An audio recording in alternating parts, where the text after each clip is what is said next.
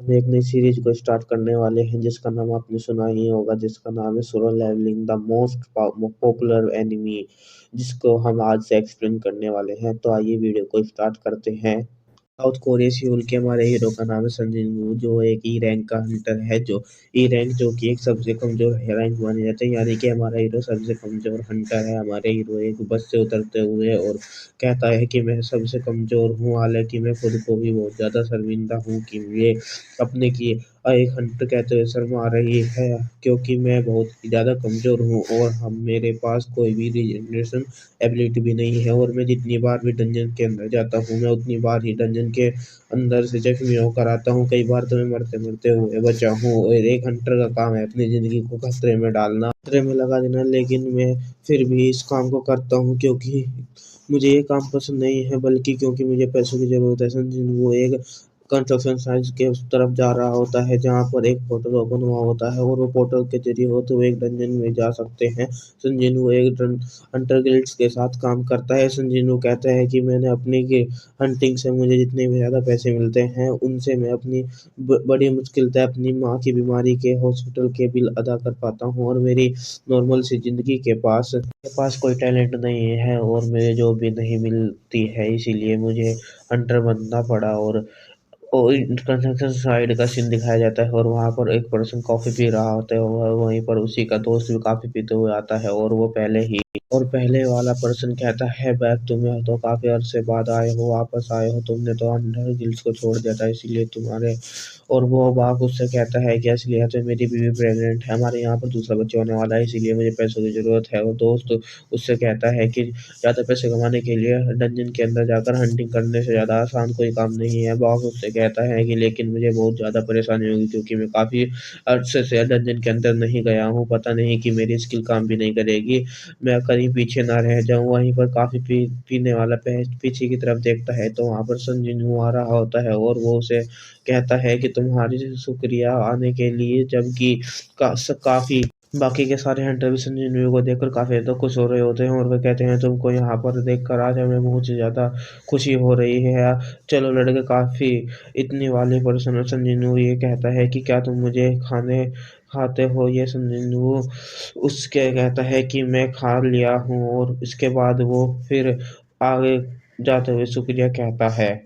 उस पर्सन से पूछता है कि ये लड़का कौन है। ये तो बहुत ही ज्यादा एक्सपीरियंस हंटर है, जो कि सारे लोग इसके बारे में देखकर खुश हो रहे हैं। और वो उस पर्सन को सुनकर काफी ज्यादा मुस्कुरा रहा होता है और वो बाप से कहता है कि क्या तुम्हें नहीं पता है कि जब तुम छोड़कर चले गए तो ये यहाँ पर ये लड़का आया था, इसका नाम निकनेम बताऊं तो तुम भी मुस्कुराना स्टार्ट कर दोगे। ये इसका निकनेम है दुनिया का सबसे कमजोर हंटर, क्योंकि ये यहाँ पर जितने भी हंटर्स है उनमें से सबसे ज्यादा कमजोर है। वैसे तो ये रैंक है, लेकिन जितने जी बार भी ये डंजन के अंदर गया है, यही रैंक के मोस्टर से भी मार खाकर वापस आया है। बाप कहता है कि ये अब हमारी बातें सुन सकता है और वो बहुत ही ज्यादा करीब है। संजय वो उनकी बातों को सुन लेता है और वो कहता है कि मैंने तो इन लोगों की बातें सुन भी ली है, लेकिन अब क्या कर सकता हूँ, मैं तो सबसे ज्यादा कमजोर हूँ। संजीनू सीधा ही कॉफी वाले के पास चला जाता है और उससे कहता है कि मुझे एक कॉफी मिल सकती है, और वो उससे कहता है कि आज कॉफी खत्म हो गई है। संजीनू काफी ज्यादा उदास हो जाता है और कहता है कि आज मेरी दिन दिन काफी ज्यादा खराब है, आज मुझे कॉफी भी नहीं मिली है।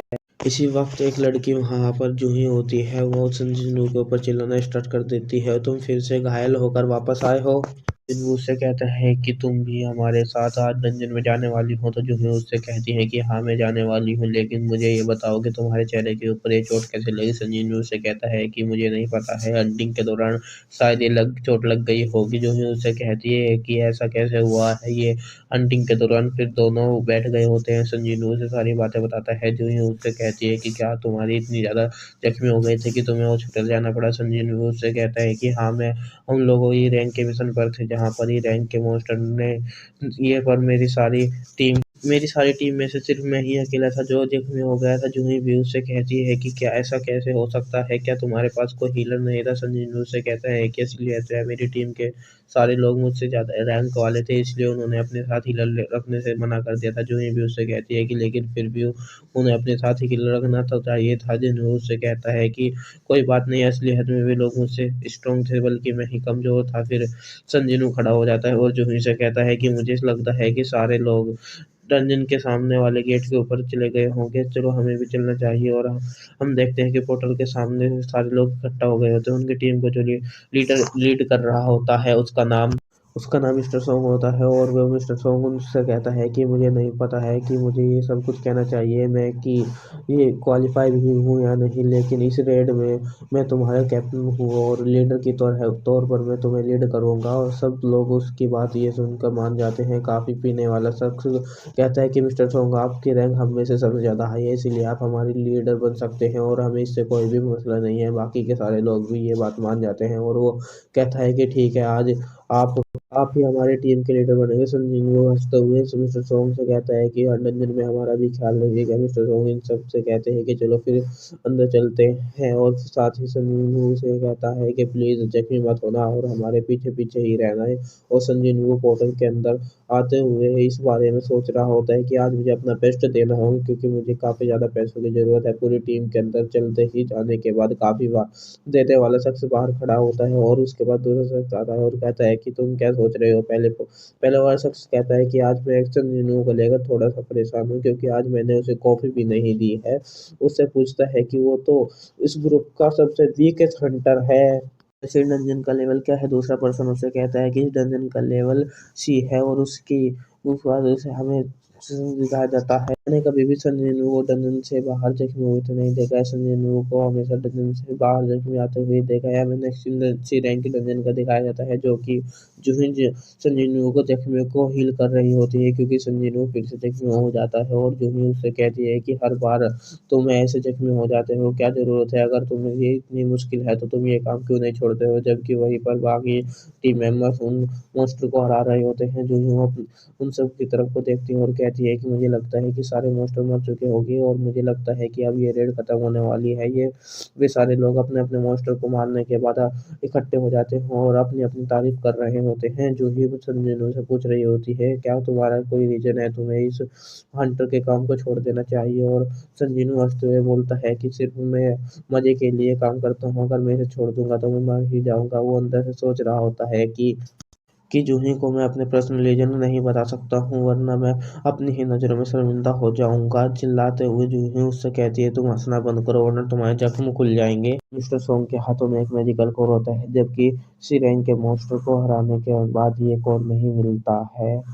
सी रैंक का कोर होता है वो हजारों में बिकता है। संजीवनी के लिए तो सी रैंक के कोर मॉन्स्टर को हराना बहुत ही ज्यादा मुश्किल है। संजीवनी के हाथ में एक ही रैंक का कोर होता है। संजीवनी कहता है कि इतनी ज्यादा जख्मी होने के बाद भी सिर्फ मुझे एक ही रैंक का कोर मिला है जिसके बाद मुझे पैसों की जरूरत नहीं है और हर रोज मैं अपनी जान को जोखिम में डालता हूँ और फिर एक हासिल करता हूँ। ये तो बहुत ही ज्यादा कम है। उसी वक्त उसकी टीम का मेंबर उसे कहता है कि यहाँ पर आओ, यहाँ पर एक और रास्ता है और डंजन के अंदर और रास्ता है जिसको देखकर उसके सामने जाकर खड़े हो जाते हैं। मिस्टर सॉन्ग उन सब से कहते हैं कि ये तो एक डबल एयर है, मैंने आज से पहले इसके बारे में सुना है लेकिन आज मैं इसे पहली बार देख रहा हूँ। मिस्टर सॉन्ग उन सब के अपने हाथ में एक फायरबॉल बनाते हुए उस केव के अंदर फेंक देते हैं जिसकी रोशनी होते हुए और वो उस केव में काफी ज्यादा लंबी होती है। मिस्टर सॉन्ग सारी टीम से कहते हैं कि मेरी बात को ध्यान से सुनो, इस डंजन के दरवाजे का बंद नहीं हुआ है क्योंकि इसका पोस्ट मास्टर अभी तक जिंदा है।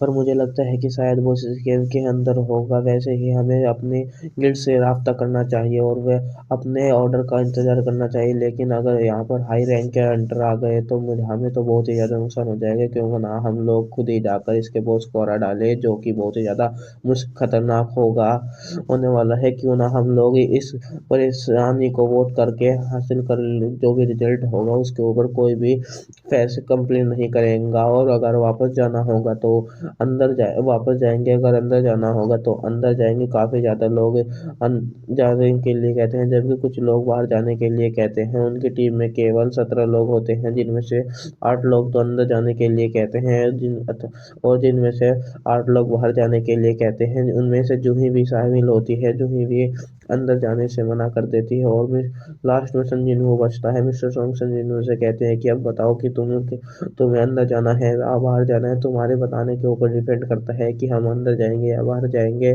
संगू के हाथ में उसका एक ही रैंक का कोर होता है और उसे देखते हुए कहता है कि मुझे अपनी बहन को कॉलेज में एडमिशन भी कराना है और मुझे अपनी माँ के बिल्स भी एडमिट करने हैं, हॉस्पिटल के बिल्स भी देने हैं। उससे कहता है मैंने फैसला कर लिया है कि हम लोग अंदर जाएंगे और बॉस को हराएंगे। और सारे लोग गुफा के अंदर चलना स्टार्ट करते थे। काफी देर के बाद चलते हुए वहां के बाद कहते हैं यहाँ पर तो रास्ता खत्म ही हो नहीं रहा है। काफी देर तक हमें चलते हुए रहे हैं, आप आस पास के बात करते हुए रहते हैं और वे कहते हैं कि बॉस को हराने के बाद हम डंजन्स के गेट खत्म तो बॉस को हराने के बाद डंजन का गेट 1 घंटे के अंदर बंद हो जाता है और हमें यहाँ पर चलते हुए 40 मिनट हो गए हैं। अगर हमने बॉस को हरा भी डालते हैं तो हम वापस निकल नहीं पाएंगे जहाँ पर अगर हम बॉस को हरा डालते हैं तो हम वापस नहीं जा पाएंगे। और संजीनू जूही से कहता है कि वो आप मेरी वजह से तुम यहाँ पर आना पड़ा है, क्या तुम यहाँ पर आने वोट करता हूँ तो मैं तुम लोग बाहर चले जाते थे। जूही उससे कहती है कि मुझे परेशानी नहीं हो रही है, ज़रूरत नहीं है,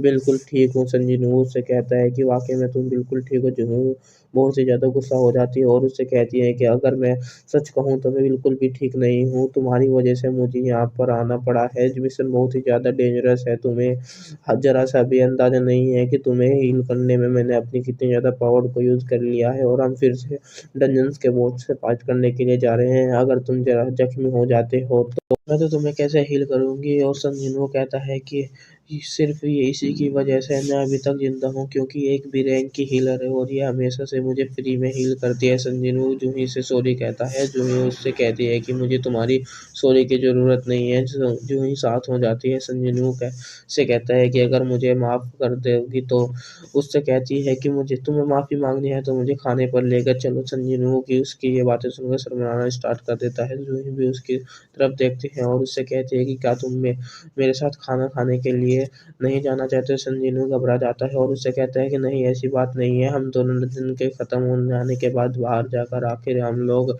चलते हैं। एंड द एंड पे आखिर उस रंजन में पहुंच जाते हैं। बड़ा सा दरवाजा होता है। मिस्टर सॉन्ग उससे कहते हैं कि मुझे लगता है कि ये इस दरवाजे की दूसरी तरफ बॉस होगा और दरवाजे की तरफ देखते हैं कि अगर ये बॉस का रूम है तो यहाँ पर बहुत ज़्यादा डेंजरस खतरा होना चाहिए था, यहाँ पर तो कोई भी मॉन्स्टर न होना ही चाहिए था। मिस्टर सॉन्ग आगे बढ़ते हैं और दरवाजे को खोलते हुए उन लोगों से कहते हैं कि क्या तुम यहाँ पर चल आने के बाद भी खाली हाथ जाना चाहते हो। मिस्टर सॉन्ग उनसे कहते हैं कि मुझे लगता है कि हम लोग यहाँ पर आने वाले पहले हंटर है, अगर हम लोग यहाँ पर डर कर रहे हैं तो तुम वापस जा सकते हो। मुझे अगर अकेले जाना पड़ा तो मैं अकेले ही चला जाऊंगा। वो सारी टीम वाले लोग बातें करना शुरू कर देते हैं और वो कहते हैं कि मिस्टर सॉन्ग सी रैंक के डंजन और उनकी स्किल्स भी बहुत ही ज़्यादा अच्छी है, उन पर हमें भरोसा कर लेना चाहिए। चलिए हम सब लोग उसके पीछे चलते हैं। मिस्टर सॉन्ग दरवाज़ा खोल देते हैं और फिर सारे लोग उस दरवाजे के अंदर दाखिल हो जाते हैं। जैसे ही वे अंदर दाखिल होते हैं तो मसाले जलना स्टार्ट कर देते हैं। मिस्टर सॉन्ग उससे कहते हैं कि मैंने आज से पहले ऐसी कोई न्यूज़ नहीं देखी है, फैसला है कि और मैंने आसपास की देखते हैं कि वहाँ पर कोई भी है चीज़ें होती है यहाँ पर वो कहते हैं कि फैल जाते हैं और यहाँ पर जो चीज़ होती है उसे हासिल कर लेते हैं। यहाँ पर कोई भी आता है, यहाँ पर कोई काफ़ी बड़े हल से कोई भी नहीं आया है। यहाँ पर सामने एक कुर्सी पर एक बहुत ही बड़ी स्टैचू बैठी हुई होती है, जो वहाँ पे छोटी-छोटी स्टैचू भी होती है। उनके हाथों में वेपन्स अजीबो-गरीब चीज़ें होती है जैसे कि वेपन्स और किसी के हाथों में तो मैजिक इंस्ट्रूमेंट भी होते हैं। संजीव उन्हें देखकर कहता है कि यहाँ पर तो बहुत ही ज़्यादा स्टैचूज़ है, ये तो बहुत ही ज़्यादा डरावना है। इनको देखकर तो ऐसा लगता है कि ये सब लोग हमें घूर रहे हैं और उन सब का ध्यान तो स्टैचू के ऊपर होता है जो कि बीच में होती है। वो सब कहते हैं कि ये बहुत ही बड़ा है और उन सब लोगों का बॉस लगता है। मिस्टर सॉन्ग उनसे कहते हैं कि ऐसा नहीं हो सकता है, ये स्टैचू उनका कोई बॉस नहीं है, सिर्फ ये एक स्टैचू है। यार आज के गाइस कैसे हो आप सब लोग। हाजिर हूँ सोलो लेवलिंग के एक और नए एपिसोड के साथ। जिसने अभी तक का मेरे चैनल को सब्सक्राइब नहीं किया है वो चैनल को सब्सक्राइब कर ले, वीडियो को लाइक कर दे और वीडियो को शेयर कर देना। तो आइए शुरू करते हैं आज की वीडियो को। स्टार्टिंग वहीं से होती है जहाँ पहला एपिसोड खत्म होता है, लेकिन बाकी सारे स्टैचू में से सिर्फ यही एक है जो कि बड़ा है और वे सारे एरिया को चेक करने के बाद कहते हैं यहाँ पर तो सिर्फ कोई भी मॉन्स्टर नहीं है, ना ही कोई बॉस है, सिर्फ इन स्टैचू के अलावा यहाँ कुछ भी नहीं है। मिस्टर सोंग की नज़र एक मैजिकल सील पर पड़ती है। मिस्टर सोंग ने मैजिकल सील को भी देख रहे होते हैं और उन्हीं की टीम का एक बंदा उस मिस्टर सोंग से कहता है कि मिस्टर सोंग यहाँ पर आइए, यहाँ पर स्टैचू के ऊपर कुछ लिखा होता है। और वे सारे लोग स्टैचू के सामने जाकर खड़े हो जाते हैं। उसमें से स्टैचू के ऊपर कुछ लिखा होता है। मिस्टर सोंग उसे पढ़ना शुरू कर देते हैं। उसके ऊपर हेडिंग्स में लिखा होता है कॉन्टिनेंट टेम्पल और उसके हाथ में एक टैबलेट को पकड़ा हुआ होता है। उस टैबलेट के ऊपर 3 कमिटमेंट लिखी होती है, जिनमें से पहली कमिटमेंट के ऊपर लिखा होता है लॉर्ड की पूजा करना, दूसरी कमिटमेंट में लिखा होता है लॉर्ड की तारीफ करना, तीसरी कमिटमेंट में लिखा होता है अब लॉर्ड को अपनी वफादारी को साबित करना। इस वक्त जूही को किसी मूर्ति की आंख हिलती हुई लगती है। वो जिन्नू से कहती है, जिन्नू उसकी आंख हिल रही है। जिन्नू उससे कहता है तुम्हें कोई गलतफहमी हो गई है, ऐसा कुछ भी नहीं हो सकता है, वो तो सिर्फ एक मूर्ति है। लेकिन जिन्नू को भी कुछ अलग सा महसूस होता है और वो कहता है कि मुझे अचानक से इतना ज़्यादा डर महसूस क्यों हो रहा है। मिस्टर सोंग जो कि अभी भी उसे पढ़ रहे होते हैं और वे कहते हैं कि इस कमिटमेंट के नीचे लिखा हुआ है अगर कोई इन तीनों कमिटमेंट को फॉलो नहीं करता है तो वो इस कमरे से जिंदा नहीं जाएगा।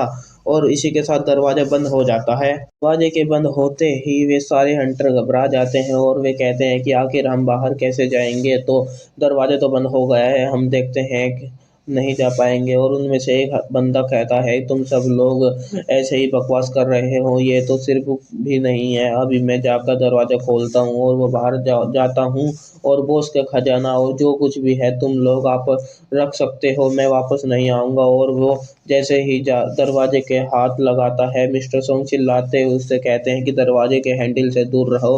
उसी वक्त एक स्टैचू हिलता है और उसी के हाथ में एक बहुत ही बड़ा कुल्हाड़ी होती है और उससे उस पर्सन को मार देता है। और इसी के मरने के बाद स्टैचू फिर से अपनी जगह पर खड़ा हो जाता है।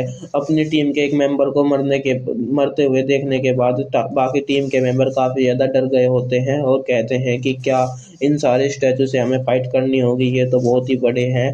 जूही और जिन्नू भी बहुत ही ज़्यादा घबरा जाते हैं और जूही जिन्नू से कहती है कि अगर वो ये स्टैचू हिल सकता है तो इसका मतलब यही है कि बॉस का स्टैचू मैंने अभी देखा था, वो उसकी आंखें वाकई में ही हिल रही थी। और जिन्नू कहता है कि आज से पहले इतनी ज़्यादा मैं काफ़ी आज ये पहली बार नहीं है जब मैंने अपने आप को मौत के इतने ज़्यादा करीब महसूस किया है।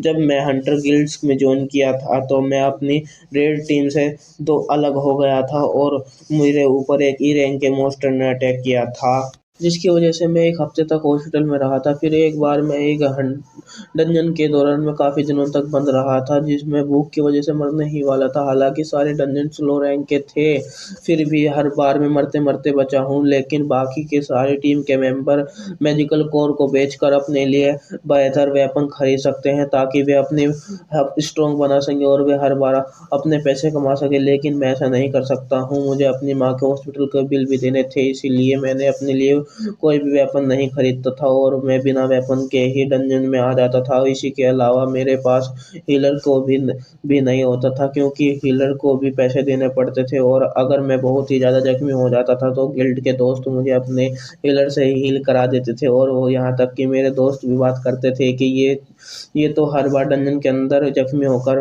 बाहर निकलता है और वह हीलर के ऊपर बोझ बढ़ जाता है। और फिर वे सब लोग मुझे दुनिया का वीकेस्ट हंटर कहना शुरू कर दिया था। हर बार डंजन में जाता हूँ और जख्मी होकर वापस आता हूँ क्योंकि मैं सबसे ज़्यादा वीक हूँ। हालांकि मैं एक हंटर के लिए बिल्कुल भी यूजलेस हूँ। ये सारी बातें करने के बाद हमारी स्टोरी फिर से प्रेजेंट में आ जाती है। जैसे ही सन जिनू उस बॉस की स्टैचू की आंखों की तरफ देखता है, उसे उसकी आंखें चमकती हुई रहती है। सन जिनू जल्दी से चिल्लाकर अपनी टीम वालों से कहता है, जल्दी से नीचे झुक जाओ। उनमें से आधे लोग नीचे झुक जाते हैं और आधे लोग खड़े रहते हैं और स्टैचू की आंखों से लेजर निकलती है जो कि सामने ही अटैक कर देता है, जिसकी वजह से जितने लोग खड़े होते हैं वे सारे के सारे लोग मर जाते हैं। जबकि मिस्टर सोंग का हाथ भी कट जाता है और बाग किम से कहता है कि क्या तुम बिल्कुल ठीक हो। किंग उससे कहता है कि हाँ बिल्कुल मैं ठीक हूँ।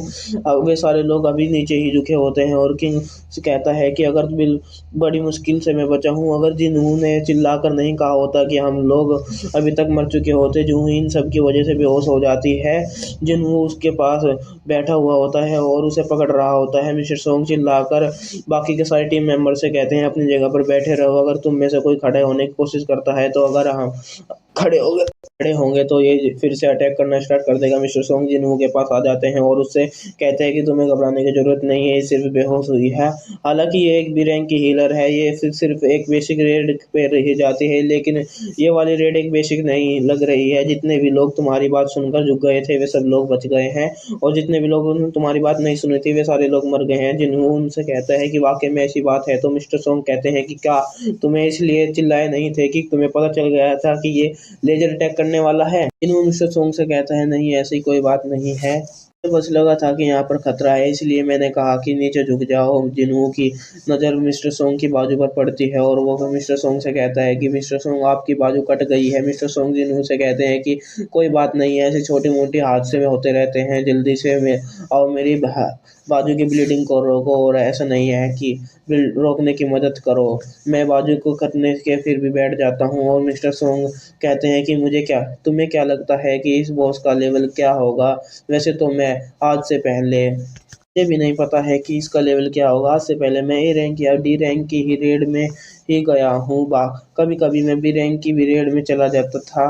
मिस्टर सोंग उससे कहते हैं कि इतना ही कह सकता हूँ कि ये डंजन कोई ए रैंक की हो सकती है या फिर बी रैंक की। हालांकि बी रैंक के डंजन में इतने ज़्यादा खतरनाक मॉन्स्टर नहीं होते हैं, और जो बॉस होगा मुझे लगता है कि उसका एस रैंक का मॉन्स्टर हो सकता है। साथ ही मिस्टर सोंग कहते हैं कि उससे स्टैचू के ऊपर लिखा हुआ था कि तीनों कमिटमेंट के बारे में, पहली कमिटमेंट पूजा करना है, दूसरी कमिटमेंट तारीफ करना है, तीसरी कमिटमेंट अपने वफादारी को साबित करना है। लेकिन अगर कोई ऐसा नहीं करता है तो वह जिंदा बाहर नहीं जा सकता। और जिन्हों मिस्टर सोंग से कहता है कि तो इसका मतलब ये है कि कुर्सी पर बैठा हुआ ये इन सब का लॉर्ड है और हम इसको नहीं हरा सकते हैं। यहीं पर फिर से हमें एक बैकग्राउंड स्टोरी बताई जाती है। आज से 10 साल पहले पोर्टल्स ऑन अपीयर हो गए थे। ऐसी बहुत ही अजीब गरीब बातें होना शुरू हो गई थी। हमारे इंसानों में से बहुत ही सारे इंसान अवेकनर मतलब कि एंटर बनने स्टार्ट हो गए थे। उनके अंदर बहुत ही ज़्यादा सुपर एबिलिटीज आना स्टार्ट हो गई थी। उनमें से मैं भी था। मेरे पास कोई सुपर एबिलिटी नहीं थी, इसलिए मैं सिर्फ ए रैंक का एंटर बनकर रह गया। हालांकि मैं नॉर्मल इंसानों से काफ़ी ज़्यादा पावरफुल, लेकिन दूसरे एंटर्स के मुकाबले मेरी पावर बहुत ही कम है।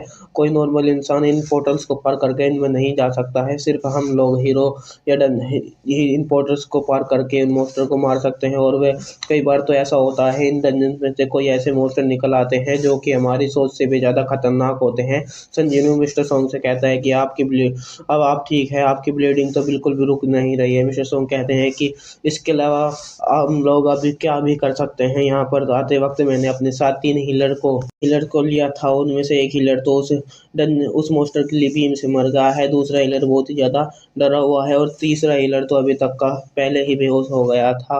और मिस्टर सोंग से कहते हैं कि मुझे लगता है कि हमें यहीं पर बैठे रहना चाहिए जब तक कि सिचुएशन ठीक नहीं हो जाती है, और वे जैसे ही हम लोग यहाँ मौका मिलेगा हम यहाँ से भाग जाएंगे। और सारी टीम के मेंबर बैठे हुए होते हैं और वे कहते हैं कि हमारे साथ ऐसा क्यों हो रहा है, ये तो सिर्फ एक सी रैंक की डंजन है, यहाँ पर इतने ज़्यादा पावरफुल मॉन्स्टर कैसे हो सकते हैं। संजीव भी सोच रहा होता है कि अगर हम यहीं पर खड़े रहें तो हम बच पाएंगे। अगर हम यहाँ से भाग जाते हैं तो दरवाजे पर खड़े रहने वाले सभी मॉन्स्टर हमें यहीं पर मार डालेंगे। मुझे नहीं लगता है कि ये स्टैचू हमें यहाँ से निकलने देंगे। और इसी वक्त उनकी टीम में से एक बंदा खड़ा होता है और जाते हुए कहता है कि मैं यहाँ से ऐसे नहीं मर सकता हूँ, मुझे यहाँ से वापस जाना होगा। मैंने इतनी बड़ी मुश्किल से बड़ी गिल्ड्स के ज्वाइन किया था और अब मैं अभी यहाँ पर मरना नहीं सकता हूँ। उसकी स्पेशल पावर ये होती है कि वो अपनी बॉडीज़ के ऊपर जोर डाल के अपनी स्पीड को बहुत ही आगे बढ़ा सकता है। मिस्टर सोंग चिल्लाकर उससे कहते हैं कि तुम क्या करने की कोशिश कर रहे हो, मैंने तुम्हें ये नहीं कहा है कि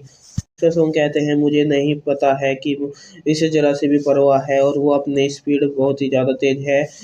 वो स्टैचू को पकड़ने से पहले ही मैं बाहर निकल जाऊंगा। और वो अपने स्टैचू लेकर एक जोरदार जंप लगाता है और वो अपनी स्पीड के साथ दरवाजे की तरफ जा रहा होता है। जैसे ही वो दरवाजे के पास हो जाता है उसी वक्त बड़े वाला स्टैचू अपनी लेजर से अटैक करता है और उसके पाँव के अलावा और कुछ भी नहीं बचता है। ये देखकर बाकी के सारे हंटर्स काफ़ी ज़्यादा घबरा जाते हैं और वे चिल्लाना शुरू कर देते हैं। जिन्हों भी कहता है ये स्टैचू तो हमें जब चाहे हमें मार सकते हैं। और मिस्टर सोंग कहते हैं कि इसीलिए तो हमें कीड़े की तरह मार कर जब चाहे आसानी से मार सकते हैं। मिस्टर सोंग कहते हैं कि अगर ये हमें मारना चाहे तो अब हमें सभी के एक साथ मार सकते हैं।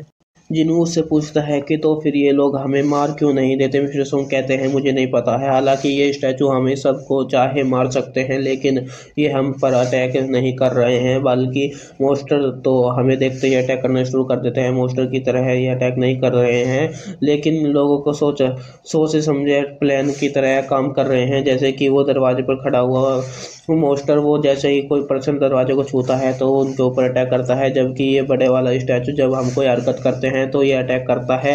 मुझे लगता है कि ये एक पेटेंट में का अटैक कर रहे हैं। पेटेंट का नाम सुनते ही सन जिनवू समझ जाता है और वो कहता है यहाँ पर चल रहा है। सन जिनवू उनसे कहता है कि मुझे लगता है कि इस कमरे के अंदर एक अलग ही रूल चल रहा है और इस रूल को हमें फॉलो करना होगा। मिस्टर सोंग जिनवू की नज़र उस कमिटमेंट के ऊपर पड़ती है। जिनवू सोंग से कहता है उन तीनों कमिटमेंट में क्या लिखा हुआ था, उनमें से पहली कमिटमेंट में कौन सी। मिस्टर सोंग उनसे कहते हैं कि पहली कमिटमेंट में लीडर की पूजा करना था। सन जिनवू बड़ी स्टैचू की तरफ वो देखता है और कहता है कि मुझे लगता है कि ये बड़ा स्टैचू इन सभी का लॉर्ड है। साथ ही वो साथ अपने ऊपर उठ जाता है और थोड़ा सा उठता है और मिस्टर सोंग से कहता है कि कहीं तो तुम पागल तो नहीं हो, तो तुम मर जाओगे। मिस्टर सोंग कहते हैं जिन्हों से कहता है कि ऐसी बात नहीं है, मुझे लगता है कि मुझे समझ में आ चुका है कि ये बड़े वाला स्टैचू हमारे ऊपर जब अटैक नहीं करता है जब हम कोई हरकत करते हैं, बल्कि ये हमारे ऊपर जब अटैक करता है जब हम सेनेटर हाइट से ऊपर उठते हैं। मुझे लगता है कि मैंने इस पहली कमिटमेंट को मतलब समझ लिया है। जिन लॉर्ड की पूजा करने का मतलब उसके सामने झुकना है, हम सबको इसके सामने झुकना होगा। मिस्टर किम और बेक उससे कहते हैं कहीं तुम पागल तो नहीं हो गए, इसका मतलब क्या हो सकता है। जिन्हों उनसे कहता है कि मैं बिल्कुल ठीक हूँ और लॉर्ड की पूजा करने का मतलब यही है कि हम सबको इसके सामने झुकना होगा और हम इसके सामने झुकेंगे तो ये हम लोगों पर अटैक नहीं करेगा। मिस्टर सोंग उससे हंसते हुए वो कहते हैं कि इसके अलावा हम कुछ भी नहीं कर सकते हैं और फिर वो सबसे कहते हैं कि सभी लोग इसके सामने झुक जाओ और सारे लोग स्टैचू के सामने झुक जाते हैं और वे कहते हैं कि हमें जिंदा रहना है और हमें यहाँ पर निकल जाना है। अगर हमें ऐसा करना है तो हम लोग यहाँ पर निकलने के लिए हम लोग ऐसा ज़रूर करेंगे। इसी तरह सारे लोग झुक रहे होते हैं। इसके बाद स्टैचू की तरफ से वो तो बड़ी स्टैचू की तरफ देखते हैं, वो बड़े स्टैचू के फेस के एक्सप्रेशन बदल जाते हैं, वो हंसना शुरू कर देता है उसके चेहरे के। और बैंक कहता है कि इसके चेहरे के एक्सप्रेशन के साथ हमें वो चीज़ ऐसे हमें इस तरह को देख रहा है, कुछ हो रहा है। मिस्टर जिन्हों फिर से सोच रहा हो उसका वो कहता है कि पहले इसने कितने ज़्यादा लोगों को अटैक किया है और हमें से आधे से ज़्यादा लोगों को इसने मार दिया है। जितने लोग अब जिंदा है वे कितनी देर तक इसके सामने झुके रहेंगे। और वह कहता है कि मुझे लगता है कि इसने अटैक करना बंद कर दिया है, मुझे लगता है कि हम लोग खड़े हो सकते हैं। क्या वाकई में इसने हमारे ऊपर अटैक करना हमारे जो काम आया है। बैंक बिल्कुल हैरान होगा, बिल्कुल खड़ा हो जाता है और इसी के साथ वो अटैक करना बंद कर दिया होता है। देखते हैं कि लोग भी खड़े हो जाते हैं, फिर सारे हंटर खड़े हो जाते हैं और वे कहते हैं कि ये वाकई में इसने हमारे ऊपर अटैक करना बंद कर दिया है। इसका मतलब यही है कि सारे निकल सकते हैं, हम यहाँ से निकल सकते हैं। संजीव कहता है कि हम लोग अपनी अब इससे नहीं है। वाकई में इसी वक्त स्टैचू अपनी कुर्सी से उठकर खड़ा हो जाता है और ये देखकर वे सारे हंटर काफ़ी ज़्यादा घबरा जाते हैं और वे कहते हैं कहीं ये हमारे से फाइट करने वाला तो नहीं है। मिस्टर सोंग चिल्लाकर संजीव से कहते हैं कि अब बताओ संजीव हमें क्या करना है और क्या तुम्हारे पास कोई और प्लान है। संजीव मिस्टर सोंग से कहता है कि मुझे नहीं पता है कि अब हमें क्या करना है, मुझे नहीं पता है कि अब यहाँ पर क्या होने वाला है। और इसी वक्त वो बड़ा स्टैचू अपने पैरों को उठाता है और वो उन हंटर को मारने की कोशिश कर रहा होता है। वे सारे हंटर उसके पाँव के नीचे से दूर जा रहे होते हैं। मिस्टर सोंग उनसे चिल्लाते हुए कहता है कि मैंने पहले ही कहा था कि इस रूम के अंदर अपने ही रूल चलते हैं। कमिटमेंट को फॉलो करना होगा। पहले रूल का मतलब था कि हमने उसकी पूजा करनी होगी, वो हमने कर दी है और हमें इसकी तारीफ करनी होगी। इसका मतलब ये है कि हमें इसकी प्रेयर करनी होगी। और फिर कहते हैं कि हमें तो प्रेयर करना नहीं आता है और फिर उनमें से एक हंटर कहता है कि मुझे प्रेयर करना आता है क्योंकि इससे पहले मैं एक चर्च में। गाइस कैसे हो आप सब लोग। हाजिर हूँ सोलो लेवलिंग के एक और नए एपिसोड के साथ। जिसने अभी तक का मेरे चैनल को सब्सक्राइब नहीं किया है वो चैनल को सब्सक्राइब कर ले, वीडियो को लाइक कर दे और वीडियो को शेयर कर देना। तो आइए शुरू करते हैं आज की वीडियो को। एक हंटर कहता है मैं ऐसा कर सकता हूँ क्योंकि मैं पहले एक चर्च का मेंबर हुआ करता था, मैं वहाँ पर गॉड के लिए प्रे करता था। और वो आगे बढ़ता है और अपने गले में पड़े हुए क्रॉस को नेकलेस को पकड़ लेता है और कहता है लॉर्ड मैं आपका ही बंदा हूँ, मैं आपको अपनी ब्लेसिंग की मेरे ऊपर बारिश करनी होगी, मुझे एक नया बंदा बना दीजिए, मेरे गुनाहों से पाक कर दीजिए, मेरे अंदर की सारी कमजोरियों को ख़त्म कर देना और डिजीज़ को भी ख़त्म कर देना।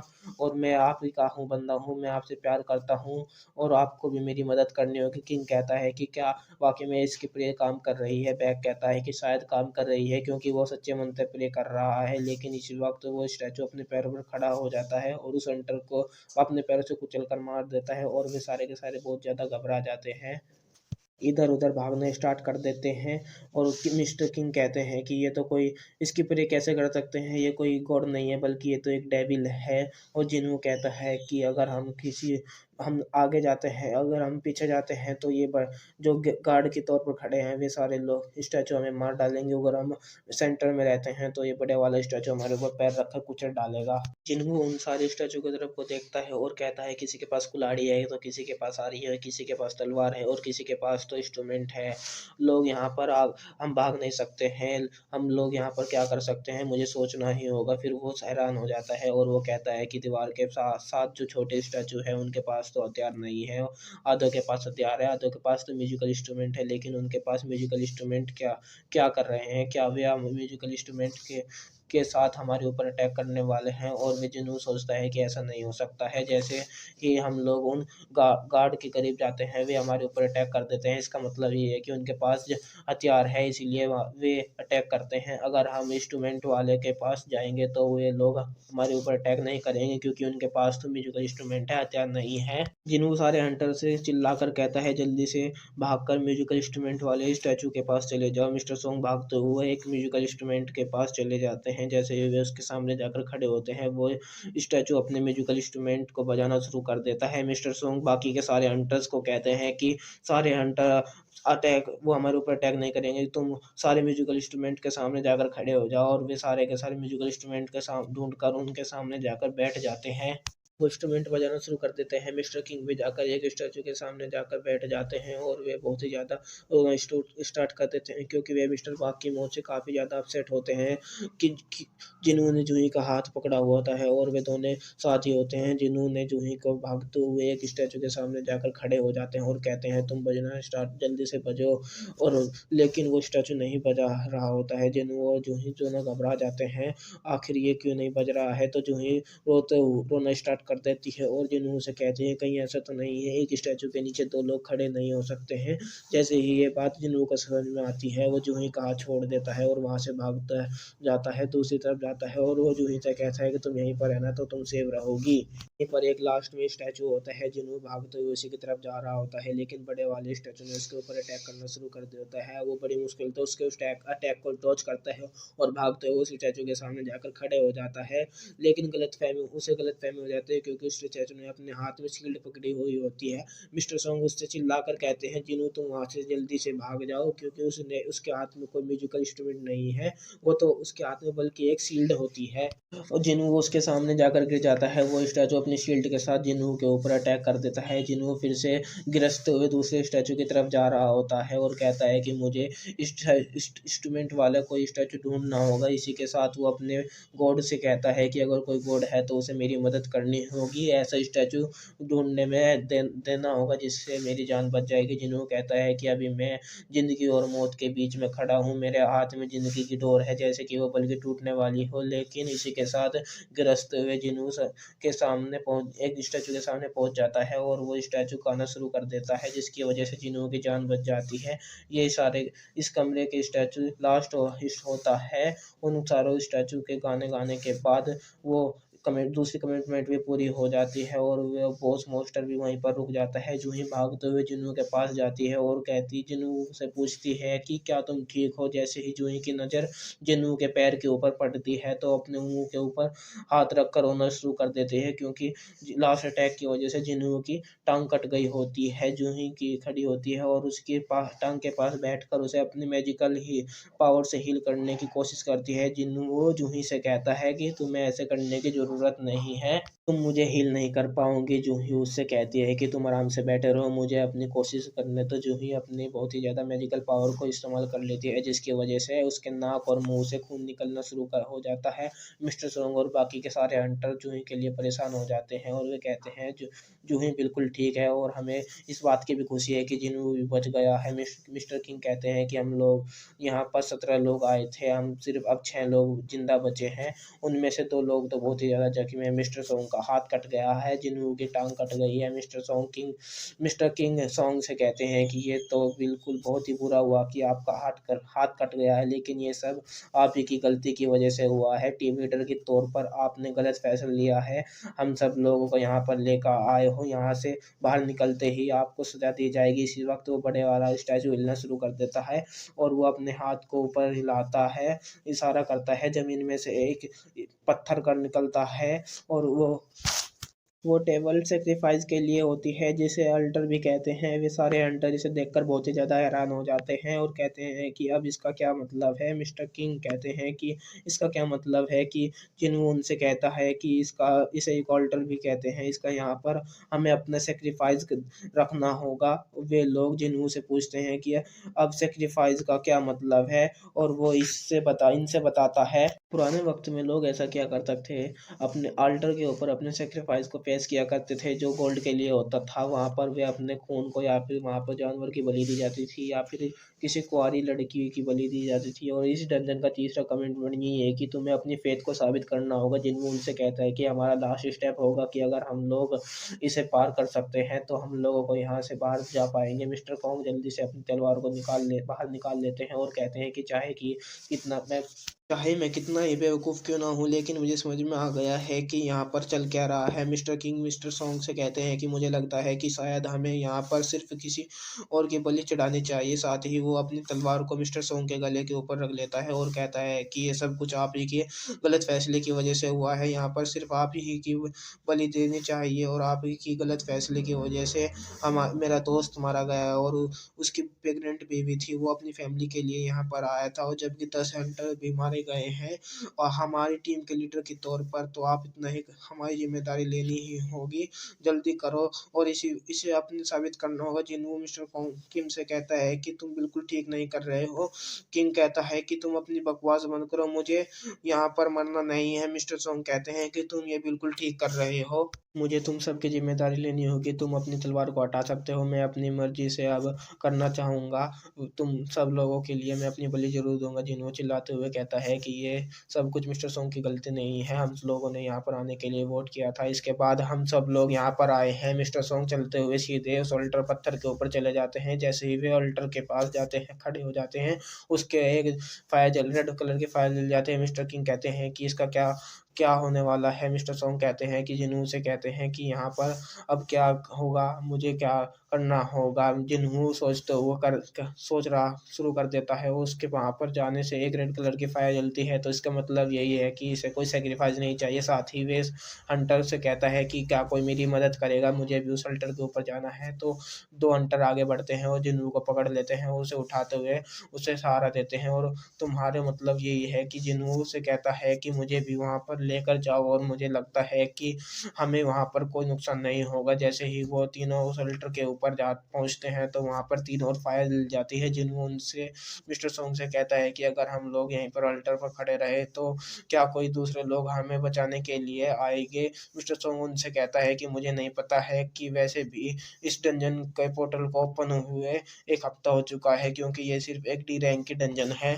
इसीलिए बहुत सारे हंटर यहाँ पर आना नहीं चाहेंगे, क्योंकि यहाँ पर इतना ज़्यादा फ़ायदा नहीं होता है, क्योंकि यहाँ के मॉन्स्टर बिल्कुल ही कमज़ोर होते हैं। साथ ही जिन्हों एक बैकग्राउंड स्टोरी बताता है, जैसे कि हमारी दुनिया में एक पोर्टल ओपन होता है, उसका 7 दिन का टाइम होता है, उसका दरवाजे मुकम्मल तौर पर खुल जाता है और उनके मॉन्स्टर सारी दुनिया में आ जाते हैं। और हंटर्स के रेड्स का यही मकसद होता है कि 7 दिनों के अंदर अंदर उन सारे मॉन्स्टर को मारना होता है, उनके बॉस को भी मारना होता है, ताकि इस पोर्टल को मुकम्मल तौर पर बंद कर सकते हैं। जैसे ही बॉस मर जाता है तो पोर्टल बंद हो जाता है। जिन्हों कहता है कि अगर हमने इस मॉन्स्टर को यहाँ पर नहीं रोका तो ये पूरी, इसका मतलब यही है कि सारी दुनिया के बाहर चले जाएंगे।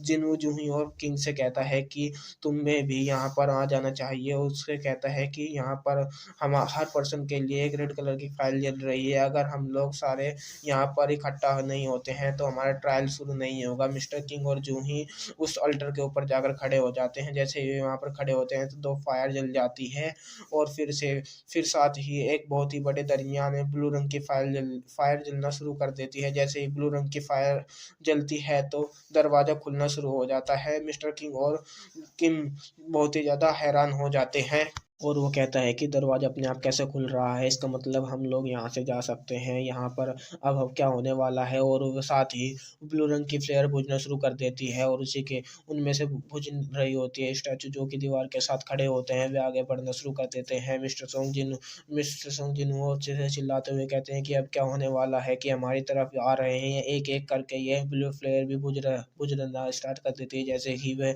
बड़े वाला स्टैचू उसके करीब आता शुरू हो जाता है तो वे जिन्हों से फिर से अपनी दिमाग का इस्तेमाल करता है और उनसे समझ आता है कि जितनी देर तक हम उनकी तरफ देखते हैं तो वे वहीं पर खड़े रहते हैं। जैसे ही हम लोग अपनी आंखों को बंद करते हैं या दूसरी तरफ देखते हैं तो वे आगे मूव करते हैं। जिन्हों जूही से कहता है कि तुम अपनी आंखों को बंद नहीं कर सकती है, तुम अपनी आंख खोलनी होगी। आगे बढ़ते हैं तो जिन्हों किम और जिन्हों से कहता है कि कहीं तुम ऐसा तो नहीं कह रहे हैं जैसे कि हम बचपन में गेम खेलते थे कि जैसे कि हम अपनी आंखों को बंद करते हैं तो प्लेयर अपने आंखें बंद करके आगे बढ़ जाता है। इसका मतलब यही है कि हमें अपनी आंखें बंद नहीं करनी होगी, हमें सिर्फ इन स्टैचू की तरफ देखते रहना होगा। वे स्टैचू जैसे ही अपने करीब बढ़ रहे हैं उनमें से एक हंटर लड़की बहुत ही ज़्यादा चिल्लाते हुए घबरा जाती है और वहाँ से भागना शुरू कर देती है। वो दरवाजे की तरफ भाग जाती है। जैसे ही वो अल्टर को छोड़ती है तो उसके नाम की फायर बंद बुझ जाती है और लेकिन वो लड़की भागते हुए दरवाजे से बाहर निकल जाती है और इसे देखकर मिस्टर किंग बहुत ही ज़्यादा हैरान हो जाते हैं और कहता है कि इससे तो कुछ भी नहीं हुआ है, ये तो यहाँ से बाहर चली गई है। मिस्टर सोंग भी कहते हैं कि ऐसा कैसे हो सकता है, दरवाजे तो वो दरवाजे से जिंदा बाहर कैसे चली गई है। एक बंदा कम हो जाने की वजह से दरवाजा थोड़ा सा बंद हो जाता है। जिन्हों सोचते हुए कहता है कि आखिर इन सब का क्या मतलब हो सकता है। जैसे कि हम 6 लोग इस अल्टर के ऊपर खड़े थे तो 6 के लिए एक एक रेड फायर जलती हुई थी, इसके आसपास ब्लू फायर जल रही थी, यहाँ पर तो खत्म हो जाने की शुरुआत हो गई है। जैसे कि एक हंटर दरवाजे की तरफ बाहर चला गया है, उसमें से रेड कलर की रेड फायर बंद हो गई है जिसकी वजह से दरवाजा थोड़ा सा बंद हो गया है। इस दरवाजे का खुलना कोई ट्रैप भी हो सकता है। सबसे पहले हमने लॉर्ड की पूजा करी है, उसके बाद हमने लॉर्ड की प्रे करी है और अब अपनी वफादारी को साबित कर रहे हैं।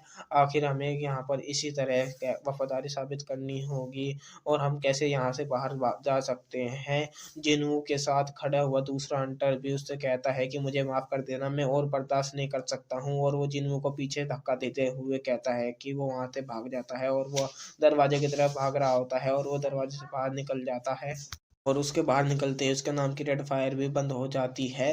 जिन्हों चिल्लाकर किम से कहता है कि तुम लोग यहाँ पर इतने नहीं हो कि अब हम इतनी आंखें नहीं बची है कि हम हर स्टैचू के ऊपर नज़र रख सकते हैं। यार आज के लिए इतना ही। वीडियो को जहाँ से पहले एपिसोड खत्म होता है, पिछले एपिसोड में जिन्हों कहता है कि हमारे पास इतनी ज़्यादा आंखें नहीं होगी कि हम इन सारे स्टैचू की तरफ देख सकेंगे, ये स्टैचू हमारे करीब पहुंच जाएंगे और हम लोग यहीं पर मर जाएंगे।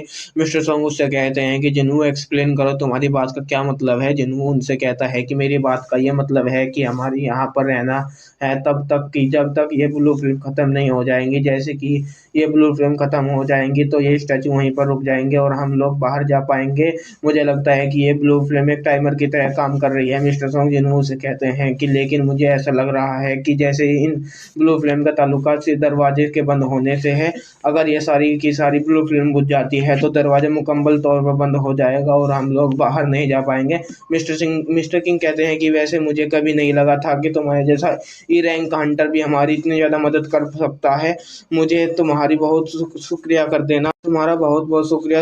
अभी तक तुम मेरी जान को बचा कर रखा है। मैंने हमेशा तुम्हारा मजाक उड़ाया है और तुम्हें एक कमजोर समझा है, और मैं आप अपनी बिहेवियर पर बहुत ही ज़्यादा शर्मिंदा हूँ। यहाँ पर बहुत सारे लोग आए थे जिन्होंने, बहुत सारे लोग मर चुके हैं, और जितने भी लोग जिंदा है वे सारे तुम्हारी वजह से जिंदा है। और साथ ही मेरी भी मैं रोना वो शुरू कर देता है और वो उनसे कहता है कि मेरी भी एक फैमिली है, मुझे यहाँ पर नहीं मरना है, मुझे जिंदा रहना है, मुझे माफ़ कर देना। मैं यहाँ पर मुझे लगता है कि मैं यहाँ पर ज़्यादा देर तक नहीं रह सकता हूँ। मुझे वापस जाना है अपनी फैमिली के पास। और मेरी मिस्टर सोंग अल्टर को छोड़कर भागते हुए दरवाजे से बाहर चले जाते हैं। वे कहते हैं कि मुझे माफ़ कर देना। जिन्हों बहुत ही ज़्यादा उदास हो जाता है और रोते हुए माँ वो कहता है, जिन्हों बहुत ही ज़्यादा उदास हो जाता है और माँ वो कहता है कि मुझे माफ़ कर देना। तुम्हारी इतनी ही ये तो तुम्हारी इस बात पर हंसी आ रही है। तुम्हें यहाँ से भाग जाने का मतलब ये है कि अब हम 3 लोग यहाँ पर जिंदा नहीं बच पाएंगे। जिन्हों अपने सर पर हाथ रखकर उदास होकर वहीं पर बैठ जाता है। और फिर जो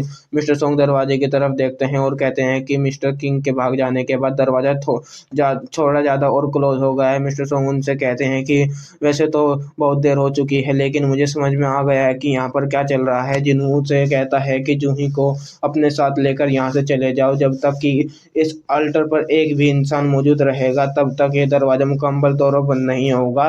तुम्हारी और जूही की ज़िंदगी अभी बहुत ही लंबी पड़ी है, तुम अभी भी जवान हो, जल्दी से यहाँ से चले जाओ। और मिस्टर सोंग जूही से कहते हैं कि जिन्हों की मदद करो, ये दोनों यहाँ से चले जाओ। लेकिन जूही डर के कारण ज़मीन पर बैठ जाती है और वो उसकी टांगें बिल्कुल भी काम नहीं कर रही होती है, क्योंकि थोड़ी देर पहले उसने जिन्हों को हील करने के चक्कर में अपनी सारी की सारी मैजिकल पावर को यूज़ कर लिया होता है। और वो कहती है मैं अब चल नहीं पाऊंगी।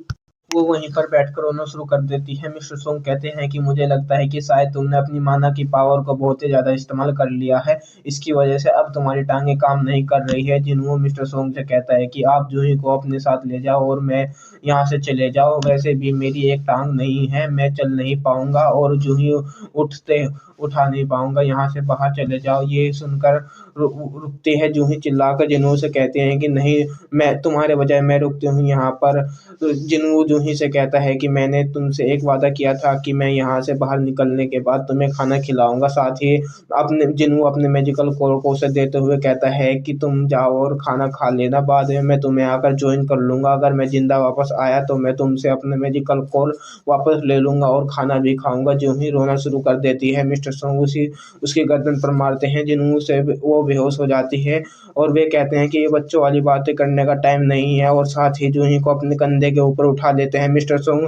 जिन्हों मिस्टर सोंग से कहता है कि जूही का ख्याल रखना मेरे लिए। मिस्टर सोंग कहते हैं कि हाँ, मैं ज़रूर रखूंगा। जिन्हों वहीं पर उदास होकर बैठ जाता है, जबकि मिस्टर सोंग जूही को उठाकर वहां से चले जाते हैं। मिस्टर सोंग जूही को लेकर जैसे ही दरवाजे से बाहर निकलते हैं, जिन्हों कहता है कि चलो शुक्र है, बाकी सब तो यहाँ से चले गए हैं, सिर्फ मैं ही हूँ जो यहाँ पर मरने वाला हूँ। तो होता मैं इस डंजन में मरने वाला हूँ तो मैं इंश्योरेंस करवा लेना चाहिए था। और मेरी बहन और मेरी माँ का अब क्या होगा। वहीं पर आल्टर के ऊपर एक तलवार गिरी हुई होती है। जिन्हों उस तलवार को उठा लेता है और कहता है कि अब जब मैं मरने वाला हूँ तो मेरी कोशिश यही होगी कि मैं मरने से पहले एक मॉन्स्टर को तो अपने साथ ही लेकर जाऊंगा। वे सारे स्टैचू मॉन्स्टर उसके बहुत ही ज़्यादा करीब पहुंच जाते हैं। जिन्हों का ब्लड बहने की वजह से वो बेहोश होने की कगार पर होता है और उसकी आंखें बंद हो रही होती है, जिसकी वजह से वे स्टैचू और भी ज़्यादा करीब हो जाते हैं। जिन्होंने अपनी तलवार को उनके सामने करते हुए उनसे कहता है कि अटैक करो मुझ पर, मैं तो एक ना एक को ज़रूर मार कर ही जाऊंगा। लेकिन सच में वे सारे स्टैचू अब एक स्टैचू अपने भाले के साथ उस पर अटैक करता है और वो जिन्हों के बाजू में अपना भाला घोंपते हुए उसे ऊपर उठा लेता है और उस ऑल्टर के ऊपर फेंक देता है। जिन्हों खून में लथपथ ऑल्टर के पत्थर के ऊपर पड़ा हुआ होता है और वो यही कह रहा होता है, मुझे मरना नहीं है, काश मेरे पास एक और मौका होता और काश मेरे पास एक और चांस होता। मेरी भी एक फैमिली है, मुझे उनकी केयर करनी है। यहाँ पर मरना नहीं चाहता हूँ। हालांकि यहाँ पर रुकने का फैसला मेरा था, लेकिन मैं मरना नहीं चाहता हूँ। वो बड़ा सा स्टैचू फिर से उसके ऊपर अटैक करने वाला होता है।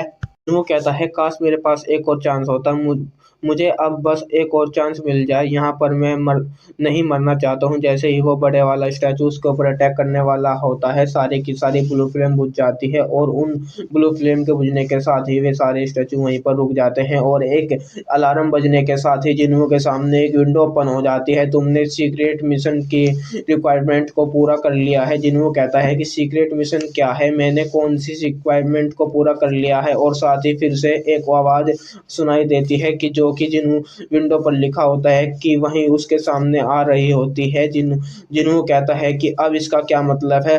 वहीं पर एक और विंडो ओपन होती है जिस पर लिखा होता है कि तुमने सीक्रेट मिशन रिक्वायरमेंट को पूरा कर लिया है, अब तुम एक प्लेयर बन सकते हो। क्या तुम एक प्लेयर बनना चाहते हो? तुम्हारे पास बहुत ज़्यादा वक्त नहीं बचा है। अगर तुम मंजूर नहीं करते हो तो 0.2 सेकंड के अंदर ही तुम मर जाओगे। अगर तुम एक्सेप्ट कर लेते हो तुम एक प्लेयर बन जाओगे। और वो कहता है कि अगर मैं एक्सेप्ट कर लेता हूँ तो मुझे मरना नहीं पड़ेगा। और मुझे लगता है कि शायद यही वो सेकंड चांस है कि जिसका मुझे इंतज़ार था। मुझे मरना नहीं है, मुझे एक्सेप्ट है, मैं एक प्लेयर बनना चाहता हूँ। जिन्हों जल्दी से एक्सेप्ट कर लेता है और उसकी विंडो पर लिखा होता है कि वेलकम प्लेयर। साथ ही जिन्हों की बॉडी से रोशनी निकल रही होती है और वो सारे स्टैचू खत्म हो जाते हैं। नेक्स्ट सीन दिखाया जाता है जिन्हों की आँख जिन्हों एक हॉस्पिटल के बेड के ऊपर बैठा हुआ होता है। जिन्हों अपने आसपास देखता है कि और कहता है कि क्या मैं कोई सपना देख रहा था। इसी वक्त दरवाजा खुलता है और उससे हंटर एसोसिएशन से 2 इंस्पेक्टर आए होते हैं और जिन्हों उन दोनों से पूछता है कि तुम लोग कौन हो।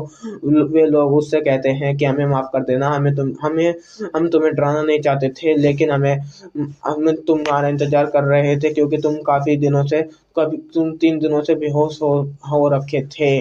और वो कहता है कि हम लोग कोरियन इंस्पेक्टर गिल्ड से है। और जिन्हों कहता है कि लेकिन ये इंस्पेक्टर मुझसे मिलने के लिए क्यों आए हैं। वे इंस्पेक्टर जिन्हों से बताते हैं कि तुम पिछले 3 दिन से बेहोश थे। ये उनसे पूछता है कि जूही और मिस्टर सोंग का क्या हुआ है, वे दोनों ठीक है क्या। इंस्पेक्टर कहता है कि हाँ वे दोनों ठीक है, लेकिन मिस्टर सोंग का बिल क्योंकि बाजू कट गया था इसकी वजह से मुझे नहीं लगता है कि वे अब हंटर का काम कर पाएंगे। शायद वे रिटायर हो जाएंगे। और जूही जो अभी तक हॉस्पिटल में है क्योंकि उनने अपनी मालना की पावर को बहुत ज़्यादा इस्तेमाल कर लिया था, मुझे नहीं लगता है कि वो ट्रामा से बाहर निकल पाएंगे। और साथ ही वो इंस्पेक्टर मिस्टर किंग के बारे में बताना लगते हैं। जिन्हों कहता है कि मुझे इनके बारे में रहने तो मुझे इनके बारे में नहीं जानना है। तो इंस्पेक्टर जिन्हों से कहता है वो डंजन जो कि एक डबल लेयर के डंजन थी, वहाँ पर जितने भी लोग बाहर निकले हैं उनकी टोटल संख्या 6 है। हालांकि हम सब लोग जानते हैं कि डंजन के अंदर मॉन्स्टर से हमें भी बहुत ही ज़्यादा खतरा होता है और बहुत ही सारे हंटर्स मारे भी जाते हैं। लेकिन इस तरह से इकट्ठे बहुत ही सारे हंटर्स का मरना एक अनोखी बात है। हमारे इंस्पेक्टर वाइट टाइगर गिल्ड के लोग तो वहाँ पर पहुंचे थे, तब तक उस पत्थर के ऊपर अकेले तुम पड़े थे। तो तुम्हारे अलावा वहाँ पर और कोई भी नहीं था, वे स्टैचू भी नहीं थे तुम्हारे अलावा। बिल्कुल वो कमरा बिल्कुल खाली था, वहाँ पर कोई भी नहीं था। जिन्हों कहता है लेकिन ऐसा कैसे हो सकता है। इंस्पेक्टर उनसे कहता है कि हाँ हमने भी यकीन नहीं किया था क्योंकि बाकी बचने वालों का भी बयान यही था कि वहाँ पर बहुत ही सारे स्टैचूज थे, उनसे हमारे ऊपर अटैक किया था। इतनी सारी लोगों की लाशें मिली थी और सारे बचने वालों का यही बयान था।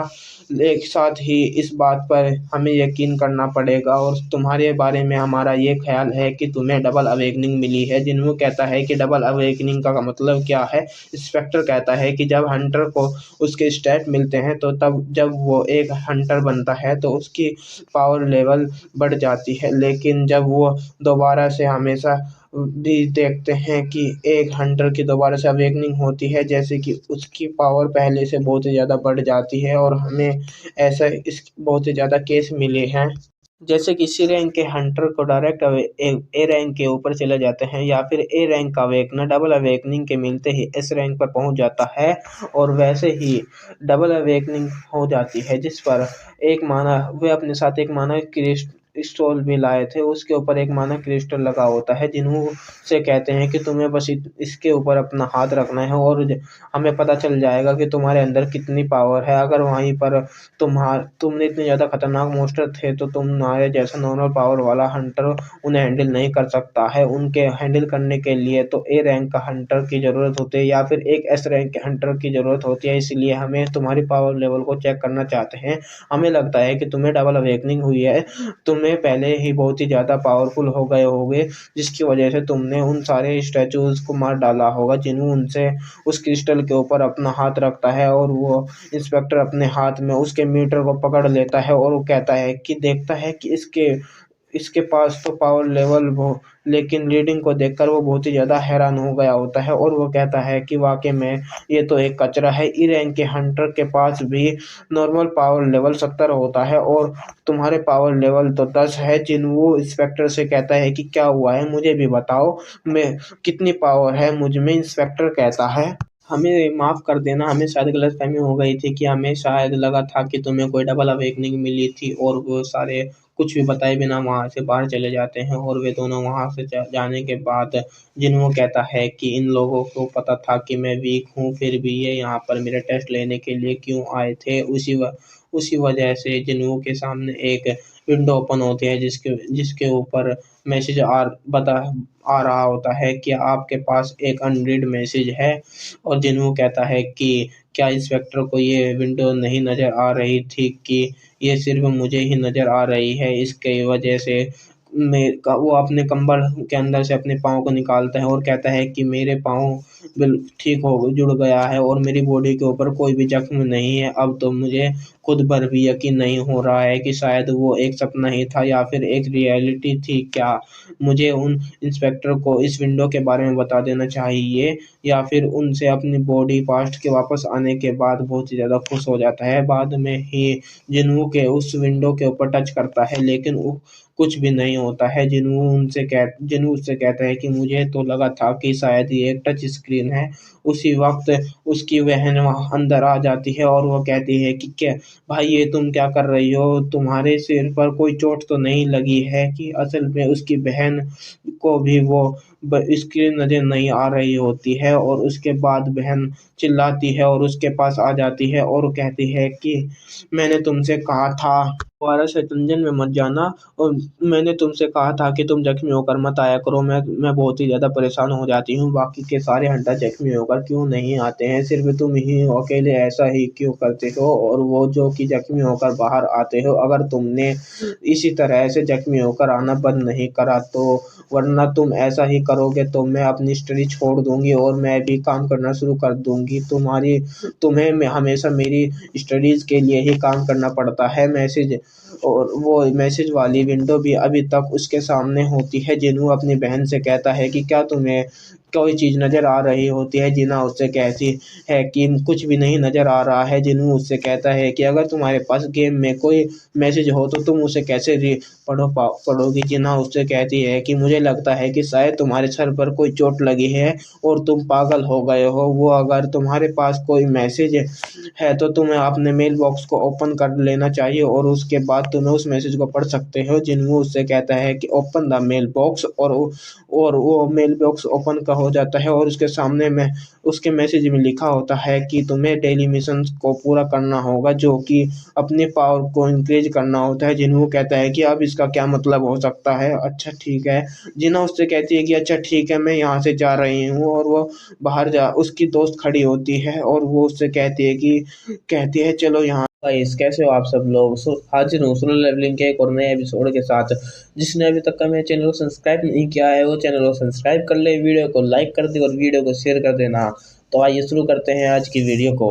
इस एपिसोड में हमने देखा था कि जिन्हों हॉस्पिटल के रूम से अपने फ्रेंड के साथ बाहर चली गई थी। तो अब आगे एपिसोड को स्टार्ट करते हैं। जिन्हों के पास बहुत सी सारी विंडो ओपन हो गए थे जिनमें लिखा हुआ होता है कि ये प्लेयर के पास वो जो विंडो होती है ये गार्ड के तौर पर उसे हंटर को ग्रो करने में मदद करेगी। इससे प्लेयर पावरफुल बन सकता है। साथ ही एक वार्निंग भी होती है, अगर प्लेयर ये सब कुछ नहीं करता है तो जो विंडो में बताया गया है यानी कि डेली मिशन दिया जाएगा, अगर वो उसे पूरा नहीं करता है तो पेनल्टी दी जाएगी यानी कि उसे सजा दी जाएगी। तो जिन्हों कहता है कि मुझे तो इसकी जरा भी समझ में नहीं आ रही है कि आखिर यहाँ पर क्या हो रहा है। साथ ही उसे याद आता है कि जब डंजन में के अंदर जब वो बेहोश होने वाला था तो उसके सामने एक ऐसी ही विंडो ओपन हुई थी और उसने एक्सेप्ट किया था कि वो एक प्लेयर बनने वाला है। तो और उसे फिर एक मैसेज आता है कि जिसमें लिखा होता है कि तुमने अपनी डेली क्वेस्ट को पूरा नहीं किया है। उसकी डेली क्वेस्ट का पहला मिशन होता है है कि उसे स्ट्रांग बनना है, जबकि उसमें मिशन भी डेली क्वेस्ट भी होती है दी जाती है, जिसमें उसे 100 पुशअप और डेली को सिटअप 10 किलोमीटर रनिंग भी लगानी होती है। और नीचे एक घड़ी होती है जिसमें टाइमर चल रहा होता है। जिन्हों ये देखकर हंसना शुरू कर देता है और कहता है कि मुझे शायद लगता है कोई मेरे साथ मजाक कर रहा है, मैं तो पहले से एक हॉस्पिटल में पेशेंट के तौर पर हूँ, मैं ये सब कैसे कर सकता हूँ। तो वो वहीं पर बिस्तर पर लेट जाता है और कहता है कि थोड़ी देर के लिए मुझे सो जाना चाहिए, फिर उठकर देखता हूँ कि मुझे क्या करना है। उसके मिशन का टाइमर चल रहा होता है और जैसे ही उसके मिशन की टाइम लिमिट खत्म हो जाती है तो घड़ी की रिंग लाल हो जाती है और अलार्म बजना शुरू हो जाता है और कहा जाता है कि तुमने अपने मिशन को पूरा नहीं किया है, इसीलिए अब तुम्हें मिशन नहीं पूरा किया है, इसीलिए पेनल्टी मिलेगी। इसी वक्त जिन्हों का बेड हिलना शुरू हो जाता है। जिन्हों कहता है कि यहाँ पर चल क्या रहा है। वहीं पर बेड पर बैठे बैठे जिन्हों एक चेंज हो जाता है। जिन्हों एक रेगिस्तान में पहुंच जाता है। जिन्हों बहुत ही ज़्यादा हैरान हो जाता है और कहता है कि मैं तो अचानक से हॉस्पिटल में था, मैं रेगिस्तान में कैसे आ गया हूँ। उसी के पीछे एक बड़ा सा सेंटीपीड मॉन्स्टर निकलता है और साथ ही उसे नोटिफिकेशन में बताया जाता है कि उसे कहा जाता है कि अब आपकी सजा के तौर पर तुम्हें 4 घंटे इसी रेगिस्तान में रहना होगा और इन सेंटीपीड मॉन्स्टर से बचना होगा। जिन्हों उस बड़े से मॉन्स्टर की तरफ को देखता है और हंसते हुए कहता है कि मुझे लगता है कि मेरे साथ कोई मजाक कर रहा है, और वो फिर भागना शुरू कर देता है। और क्यों वो उस सेंटीपीड मॉन्स्टर के पीछे पड़ा हुआ होता है और वो भागते ही रहता है और आखिरकार उसके 4 घंटे टाइम लिमिट पूरी हो जाती है। जिन्हों की उसकी पेनल्टी खत्म हो जाती है और वहीं पर हॉस्पिटल के रूम में वो उल्टा आ जाता है। और इसी के साथ एक विंडो ओपन होती है कि तुम जिसके जिस पर लिखा होता है कि तुमने अपनी पेनल्टी क्वेस्ट को पूरा कर लिया है। इस क्वेस्ट को पूरा करने के लिए तुम्हारे रिवॉर्ड आ चुके हैं, क्या तुम अपने रिवॉर्ड को एक्सेप्ट करना चाहते हो। तो जिन्हों उस मॉन्स्टर के सामने ही भागते भागते बहुत ही ज़्यादा थक चुका होता है और वो वहीं पर लेट जाता है। और इसी वक्त अंदर नर्स आती है और कहती है कि इसको क्या हो गया है। और वो हॉस्पिटल के फर्श पर बहुत ही सारी रेत को देखकर बहुत ही ज़्यादा हैरान हो जाती है और जिन्हों भी फर्श पर ही पड़ा होता है और वो जल्दी से हेल्प के लिए चिल्लाती है और कहती है कि कोई जल्दी से हमारी मदद करो। और इसके बाद हमें नेक्स्ट सीन दिखाया जाता है अगले दिन का, और दो दो नर्स खड़ी हुई होती है जो आप बातें कर रही होती है कि एक उससे कहती है कि क्या तुमने इस पेशेंट के बारे में पता किया है जिसका नाम संजीन वो है। मैंने सुना है कि ये एक हंटर है, इसके नर्स कहती है। हाँ, मैंने सुना है, मैं उसे रोज़ाना देखती हूँ। हालाँकि उसकी हालत ख़राब थी, इसीलिए उसे यहाँ पर हॉस्पिटल में लाया गया था, लेकिन फिर भी वो रोज़ाना सुबह उठकर ट्रेनिंग करता है। मैंने डॉक्टर को इसके बारे में बताया था, तो डॉक्टर ने कहा कि हंटर नॉर्मल ह्यूमन के मुकाबले बहुत ही जल्दी हील होते हैं, इसीलिए जैसा कर रहा है उसे वैसा करने दो उसे, और एक्सरसाइज करनी है तो उसे एक्सरसाइज करने दो। तो नर्स कहती है तुम खिड़की से बाहर देखो, अभी भी वो ट्रेनिंग कर रहा है। जिन्हों भागते हुए कहते हैं कि उस वाक़ये को हुए आज 4 दिन गुज़र चुके हैं और इन 4 दिनों से लगातार मैं वर्कआउट कर रहा हूँ। मुझे कुछ चीज़ों के बारे में पता चला है कि पहली बात ये है कि मेरे सामने जो ये सिस्टम विंडो ओपन होती है, ये कोई इल्यूज़न नहीं है। दूसरी बात ये है कि सिर्फ़ ये मुझे ही दिखाई देती है और किसी को भी दिखाई नहीं देती है। जिन्हों अपनी डेली क्वेस्ट को पूरा कर लेता है और उसके साथ ही उसे ऑप्शन दिया जाता है कि डेली क्वेस्ट का रिवॉर्ड आप प्रेस करना है, और जिन्हों जैसे ही वो ऑप्शन को प्रेस करता है उसकी सारी थकान खत्म हो जाती है। यहाँ पर भागते भागते जितना भी उसे थका हुआ होता है वो एक्सरसाइज करके उसकी सारी की सारी थकान खत्म हो जाती है। और जिन्हों कहता है कि पता नहीं ये किस किस्म का मैजिक है, लेकिन डेली क्वेस्ट का एक्सरसाइज करने के बाद मैं बहुत ही ज़्यादा थक जाता हूँ, लेकिन रिवॉर्ड के ऑप्शन को जैसे ही दबाता हूँ, रिकवरी के ऑप्शन को जैसे ही दबाता हूँ, मेरी सारी की सारी थकान ख़त्म हो जाती है और मैं बिल्कुल नॉर्मल हो जाता हूँ। यहाँ नहीं ये नहीं, मुझे डेली क्वेस्ट के स्टेट पॉइंट भी मिलते हैं और गिफ्ट बॉक्स भी मिलते रहते हैं, जिनमें से मुझे अजीबो-गरीब चीज़ें भी मिलती रहती है। मैं अपनी स्टेट पॉइंट को अपनी एजिलिटी, अपनी हेल्थ को बढ़ाने के लिए भी इस्तेमाल कर सकता हूँ। मैं अपनी स्टेटस पॉइंट को अपनी हेल्थ में भी और अपनी सेंस में या फिर अपनी एजिलिटी में भी पॉइंट जितने भी चाहूँ उतने बढ़ा सकता हूँ, उन्हें उतना भी सारी चीज़ों को बढ़ा सकता हूँ। और अभी के लिए मेरा लेवल सिर्फ़ 1 है। मुझे लगता है कि शायद मेरे लेवल बढ़ाने के लिए बाकी के सारे स्टेट पॉइंट को भी बढ़ाना होगा। इसके अलावा मेरे पास एक मैनुअल है जिसमें मेरे पास एक स्किल है और उसमें इन्वेंट्री का ऑप्शन भी है जहाँ पर मैं अपने वेपन्स रख सकता हूँ और अपनी उठाई हुई चीज़ों को भी वहाँ पर स्टोर कर सकता हूँ।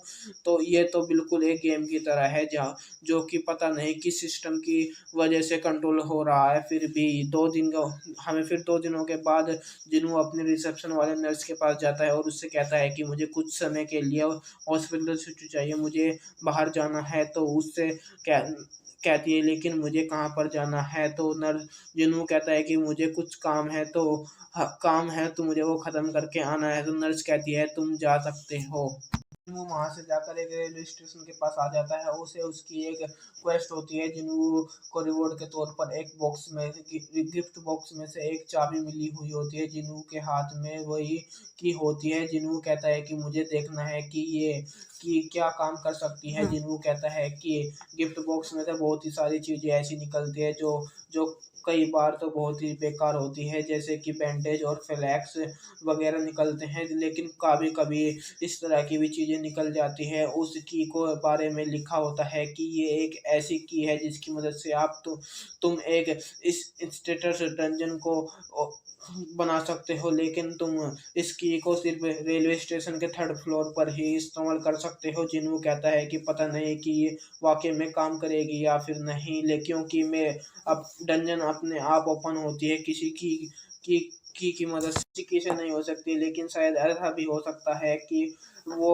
वो बहुत ही अजीब है कि शायद ये सब कुछ डबल अवेकनिंग की वज़ह से हो रहा है। यहाँ पर मेरी डबल अवेकनिंग होने वाली है। वो उस की को अपने हाथ में पकड़ लेता है और कहता है कि अगर मैंने दूसरे लोगों को इसके बारे में पता चल गया कि सबसे पहले वे वीकेस्ट हंटर जो डबल अवेकनिंग मिलने वाली है, वे लोग मेरे ऊपर बहुत ही ज़्यादा हँसेंगे। इसीलिए मुझे पहले ही ट्राई करना होगा कि क्या वाक़ई में मुझे डबल अवेकनिंग मिली है, नहीं। जिन्हों कहता है कि मुझे अपनी रनिंग एबिलिटी पर पूरा भरोसा है। अगर अगर इस डंजन को ओपन हो जाने के बाद बहुत ही ज़्यादा मॉन्स्टर हुए तो मैं वहाँ से भाग जाऊँगा और वो रेलवे स्टेशन के 3rd फ्लोर पर चला जाता है और वहीं पर जाकर वो अपनी चाबी को घुमाता है, जिसकी वज़ह से बहुत ही सारी एनर्जी निकल रही होती है और एक पोर्टल ओपन हो जाता है और जिन्हों चलते हुए इस पोर्टल के अंदर जा रहा होता है और साथ ही विंडो ओपन होती है कि उसे बताया जाता है कि तुम इस टेंट डंजन के अंदर आ चुके हो और साथ ही उसे पोर्टल का दरवाज़ा बंद हो जाता है। जिन्हों बहुत ही ज़्यादा घबरा जाता है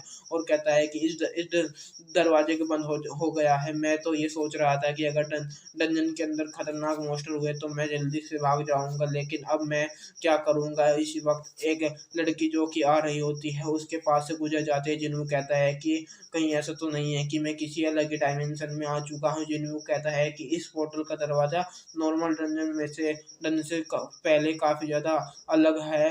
वो बहुत ही ज़्यादा अजीब है। जिन्हों वहीं पर बैठ जाता है, परेशान होने लगता है और कहता है कि अब मैं क्या करूँगा? और मैं सोच रहा था कि मैं यहाँ से भाग जाऊँगा, लेकिन अब मैं ये बाहर भी नहीं जा सकता हूँ। और साथ ही उसके सामने एक विंडो ओपन होती है कि जिसमें उसे कहा जाता है कि तुम इस डंजन में से बाहर नहीं जा सकते हो, या तो तुम इस बॉस को मारना या फिर इस रिटर्न क्रिस्टल का यूज़ इस्तेमाल करके यहाँ से वापस चल सकते हो।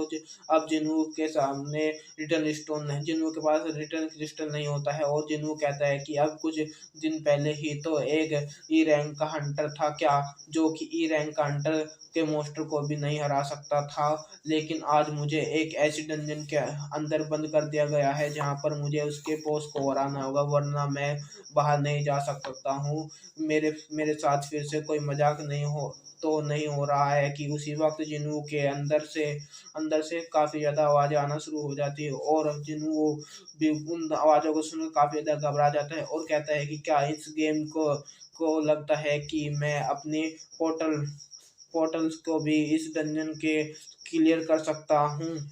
क्या इस गेम को भी लगता है कि मैं अपनी पार्टी के बिना इस डंजन को क्लियर कर सकता हूँ और मैं तो किसी एक कमज़ोर मॉन्स्टर को भी हरा नहीं सकता हूँ, तो इस डंजन के बॉस को मैं कैसे हराऊँगा? फिर वो हिम्मत करके अंदर जाने लगता है और कहता है कि जैसे ही मैं अंदर अंदर की तरफ जा रहा हूँ, वैसे ही कॉन्फिडेंट मेरा लेवल कम हो रहा है। कहता है कि सामने से बहुत ही ज़्यादा स्ट्रॉन्ग स्मेल आ रही है। मुझे लगता है कि कोई डंजन फिश टाइप का होगा और साथ ही एक बड़ा-सा रेड कलर का वुल्फ निकल कर आता है और उस पर अटैक कर देता है। जिन्हों जल्दी से उसके अटैक को डॉज करता है। उस मॉन्स्टर का नाम स्टील फैंग वुल्फ होता है। जिन्हों कहता है कि ये ई रैंक के मॉन्स्टर को भी मैं हरा नहीं सकता हूँ, तो ये तो सिर्फ़ एक सी रैंक का वुल्फ है। अगर ये एक वुल्फ सी रैंक के बराबर का पावरफुल होता है, मैं तो इसे कैसे हरा पाऊँगा। जिन्हों अपनी टाँगों की तरफ को देखता है जो कि काँप रही होती है। जिन्हों कहता है कि मेरी तो टाँगों ने भी मेरे साथ नहीं दे रही है, तो ये बहुत ही ज़्यादा पावरफुल वुल्फ है। तो ये वुल्फ आगे बढ़ता है और जिन्हों के ऊपर अटैक कर देता है। जिन्हों उसके अटैक को डॉज करते हुए उसके पास आ जाता है और वो कहता है कि मेरे पास तो कोई हीलर भी नहीं है, यहाँ पर मैं ज़ख्मी नहीं हो सकता हूँ, अगर मैं ज़ख्मी हो गया तो मैं यहीं पर मारा जाऊँगा। और वुल्फ पीछे हटने के बाद फिर से उसके ऊपर अटैक करता है। जिन्हों पीछे की तरफ बैक फ्लिप लगाकर उसके अटैक को डॉज कर लेता है। जिन्हों कहता है कि मुझे लगता है कि शायद मेरी इस एक्सरसाइज की वजह से मेरी बॉडी बहुत ही ज़्यादा हल्की हो गई है। जिन्हों उसके ऊपर से जंप करके उससे पीछे आकर खड़ा हो जाता है। से कहता है कि मैं मौत के मुँह से वापस आया हूँ, मुझे ज़िंदगी जीने का दूसरा मौका मिला है, तुम मुझे मारने वाले हो नहीं, तुम मुझे नहीं मार सकते और मुझे यहाँ पर स्ट्रॉन्ग बनना है और मैं अभी नहीं मर सकता हूँ। और साथ ही वो अपने पंच मारते हुए उसकी बॉडी को बहुत ही दूर फेंक देता है, जिसकी वजह से वो भेड़िया दूर जाकर गिर जाता है। जिन्हों बहुत ही ज़्यादा ये देखकर जिन्हों काफ़ी ज़्यादा हैरान हो गया होता है और वो कहता है कि मेरे पास इतनी ज़्यादा पावर कैसे आ गई है, इसकी वजह से तो नहीं कि मैंने अपने सारे पॉइंट को स्ट्रेंथ में डाल दिया था, लेकिन साथ ही वो सामने की तरफ देखता है तो वो स्टील फैंक वुल्फ फिर से खड़ा हो जाता है और जिन्हों कहता है कि मेरे पास अभी जितनी भी स्ट्रेंथ है वो इसके हराने के लिए काफ़ी नहीं है, लेकिन जिन्हों पहले से थोड़ा-सा कम कॉन्फिडेंट हो जाता है और वो फिर से उसको पंच मारना शुरू कर देता है, लेकिन इस भेड़िए को ऊपर कुछ भी असर नहीं हो रहा होता। जिन्हों कहता है कि चाहे मेरे पास कितनी भी इस फिजिकल स्ट्रेंथ क्यों ना हो, इस मॉन्स्टर की बॉडी पर इनका कोई भी असर नहीं हो रहा है। जिन्हों की जब मुझे लगता है कहता है कि अब मैं क्या करूँगा, इसको नहीं हरा सकूँगा, मैं यहाँ से बाहर भी नहीं निकल सकता हूँ।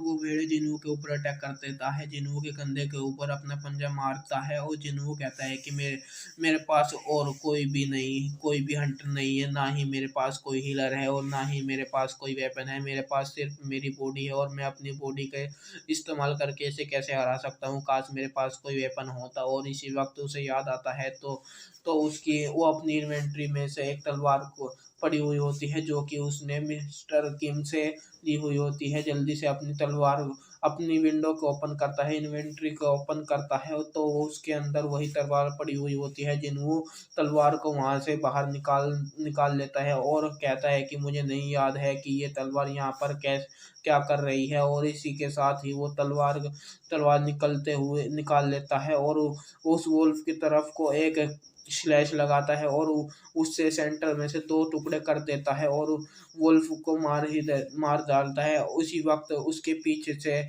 उस वो विंडो ओपन होती है जिस पर लिखा होता है कि तुमने एक वुल्फ को मार दिया है, इसीलिए तुम्हारा लेवल अप हो गया है। जिन्हों को बताया जाता है कि किम की इस तलवार को जो 3 मिलियन वॉन की है, मैं खरीद नहीं सकता हूँ। हालाँकि ये मेरे पास इतने पैसे नहीं हैं, मैं तो इसे तलवार को छू भी नहीं सकता हूँ, लेकिन अब मेरे पास तलवार है, मैं तो इसे इस्तेमाल करूँगा।